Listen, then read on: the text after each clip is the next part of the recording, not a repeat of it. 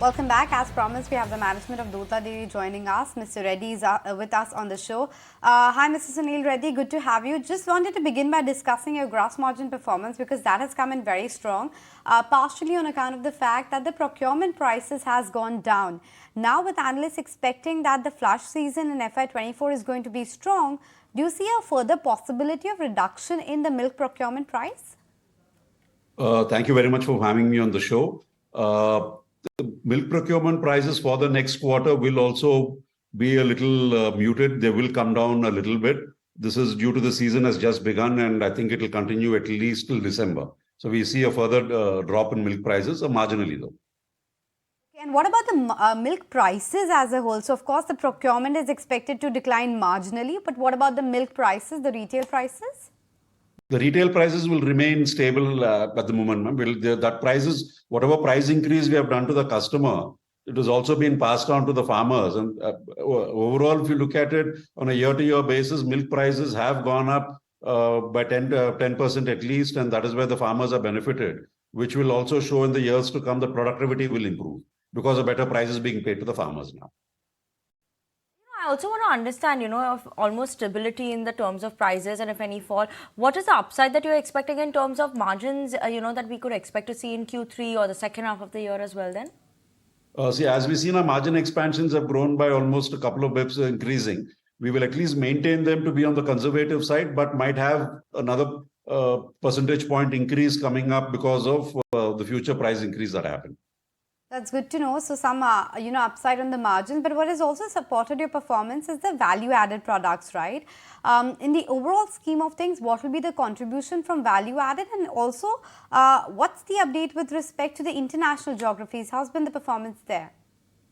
So value-added products for us actually have almost been muted in terms of 26% or 26.2%. It's predominantly because we didn't have enough of fat to sell, that is ghee.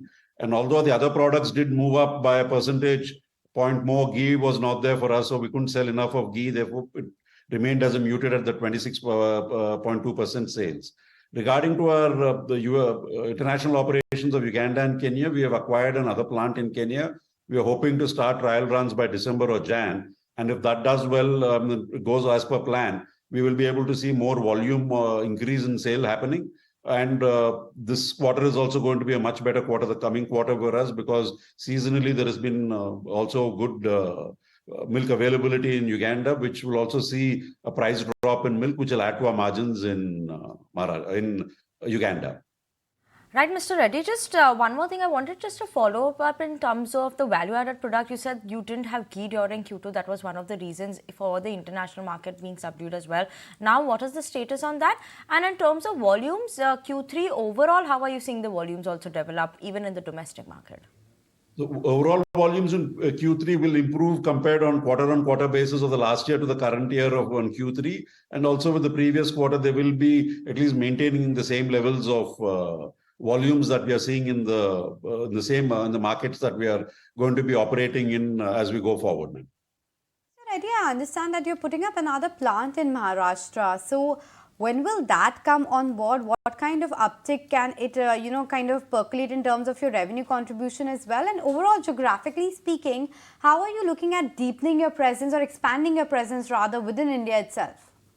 So Maharashtra is one of the reasons why we are building is there to deepen our presence in India as such. Maharashtra is actually one of a very large producer of milk in the southern parts of India that we are operating in. We are already procuring milk in Maharashtra and moving that milk from in Maharashtra to our plants in Hyderabad and northern Andhra Pradesh, that is Rajahmundry.